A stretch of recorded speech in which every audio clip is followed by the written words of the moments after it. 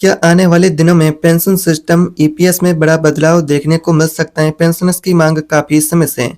क्या वाकई में न्यूनतम पेंशन को 7,500 या उससे भी अधिक करने पर सरकार विचार कर रही है?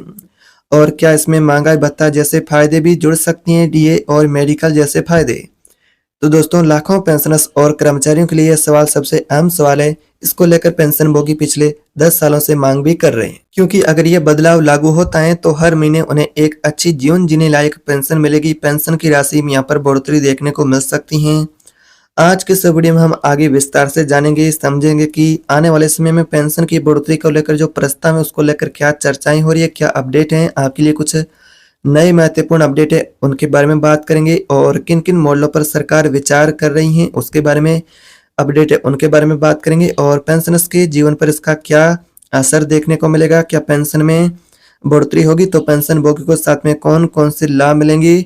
तो अगर आप एक ईपीएस के पेंशन भोगी ईपीएस पेंशन लेते हैं तो वीडियो अंत तक जरूर देखें, क्योंकि हम आपको इस वीडियो में बताएंगे वो यहाँ पर जानकारी साफ और साफ सुथरी जानकारी बताएंगे, जो कि अपडेट है उनके बारे में बात करेंगे और कुछ संकेत मिले उनके बारे में। तो वीडियो पूरा ध्यान से आपको देखना है। चैनल पर नए तो सब्सक्राइब करना है और कमेंट बॉक्स में बताना है कि वीडियो आप भारत के किस राज्य से देख रहे हैं। अपनी राय कमेंट बॉक्स में जरूर लिखें। दोस्तों, जरा सोचिए, अगर हर महीने की आपकी पेंशन जो वर्तमान में मिलती है 1,000 2,000, वो बढ़ करके 7,500 हो जाए या उससे भी अधिक हो जाए तो आपको कैसा लगेगा? अगर उसमें महंगाई भत्ता, डीए जैसे फायदे भी जुड़ जाए तो क्या हर महीना पेंशन की टेंशन काफी हद तक आपकी कम हो जाएगी ना? पेंशनर्स का यही सपना बहुत समय से जुड़ा हुआ है। लंबे समय से पेंशन भोगी अलग अलग मंचों पर यह चर्चा भी चल रही है कि पेंशन की बढ़ोतरी की जाए ताकि रिटायर्ड लोग उनको महंगाई के दौर में राहत मिले, और ये पेंशनर्स की मांग काफी समय से है। अभी तक जो पेंशन मिल रही है वो कई बार घर के खर्च के लिए भी काफी नहीं होती हैं। इसी वजह से पेंशन की बढ़ोतरी का मुद्दा बार बार उठाया जा रहा है। आने वाले समय में कुछ पेंशन के मॉडल पर विचार हो रहा है, जिसमें की बात करें पेंशन को लेकर क्या अपडेट है जो कि आपके लिए महत्वपूर्ण अपडेट है। वर्तमान पेंशन की स्थिति के बारे में बात करें तो फिलहाल अभी पेंशन को लेकर प्रस्ताव को मंजूरी नहीं मिली है। पेंशन को लेकर विचार हो रहे हैं। इस तरह की रोजाना नई अपडेट निकल कर आती है, जैसा कि 1,000 2,000 जो आपकी पेंशन मिलती हैं, जो पेंशन धारक है उनके जीवन यापन के लिए बेहद ही कम है। जिन पेंशनर्स का थोड़ा ज्यादा योगदान है तो उनको थोड़ी बेहतर पेंशन मिलती है, नहीं तो 1,000 रुपये की पेंशन मिलती है, उससे उनका जीवन यापन करना भी मुश्किल है। लेकिन सोचिए, आज के समय में एक गैस सिलेंडर की कीमत कहे तो भी 700 से 800 रुपये है। यहाँ पर एक दवाई का बिल कहे तो उनकी कीमत भी लगभग कहे तो 1,000 से 2,000 तक बनता है, और रोजमर्रा का खर्च कहे तो भी वो अलग से होता है। तो यानी कि 1,000 रुपये की पेंशन देखे तो ये सारे कंप्लीट होना बहुत मुश्किल है। यानी कि सवाल उठना लाजमी है कि पेंशन की बढ़ोतरी हो। क्यों जरूरी है बदलाव? क्योंकि महंगाई बढ़ रही है। बुजुर्गों का सिर्फ रिटायरमेंट के बाद या फिर नौकरी के बाद यहाँ पर कहे तो एक पेंशन ही सहारा होती है, यानी कि बुजुर्ग पूरी तरह से पेंशन पर निर्भर हो जाते हैं। और सम्मान की बात करें तो जिन कर्मचारी ने 30-35 साल नौकरी की है लेकिन रिटायरमेंट के बाद अगर उनको 1,000 पेंशन दी जाए तो क्या यह न्याय है? इसलिए पेंशन की बढ़ोतरी की मांग दिन प्रतिदिन मजबूत होती जा रही है।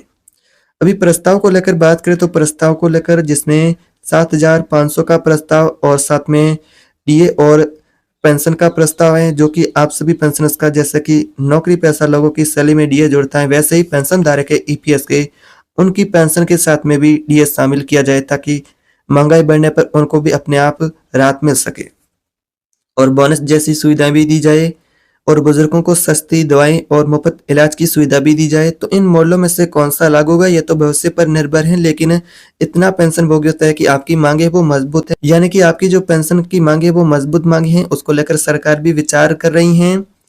और इसका लाभ किस किस पेंशन भोगियों को मिलेगा? अगर ये प्रस्ताव लागू होता है तो देश भर के 60 से 78 लाख लाभार्थी पेंशन भोगी, उन सबको ये फायदा होगा जिनकी वर्तमान में महज 1,000 2,000 पेंशन है।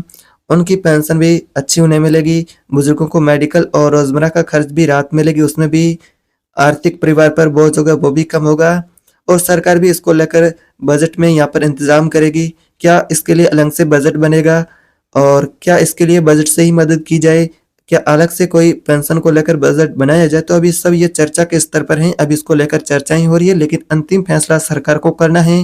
पेंशनर्स की मांगे वो दिन पर दिन बढ़ती जा रही हैं। अभी ये पेंशन का प्रस्ताव और बढ़ोतरी का ये प्रस्ताव है वो विचाराधीन है। विशेषज्ञ लगातार सुझाव दे रहे हैं कि पेंशन भोगियों की संगठनों की मांग मजबूत है, उसको लेकर सरकार भी विचार कर रही है और आने वाले समय में इस पर कोई भी फैसला भी आपको देखने को मिल सकता है। पेंशनर्स की ये भी संभावनाएं और भावनाएं हैं कि हमने पूरी जिंदगी काम किया है और बुढ़ापे में महज उनको इतनी कम पेंशन मिलती है कि उनका दवाई और खाना भी आराम से न चल सके। यानी कि 1,000 रुपये की पेंशन से क्या ये संभव है?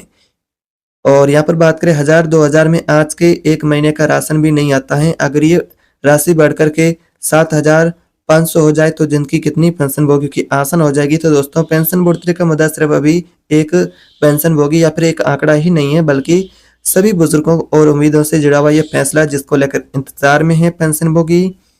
यानी कि 7,500 की पेंशन और डीए की संभावना है और मेडिकल जैसी सुविधाएं जिसको लेकर भी प्रस्ताव में पेंशनर्स की मांग है, उसको लेकर भी सरकार विचार कर रही है।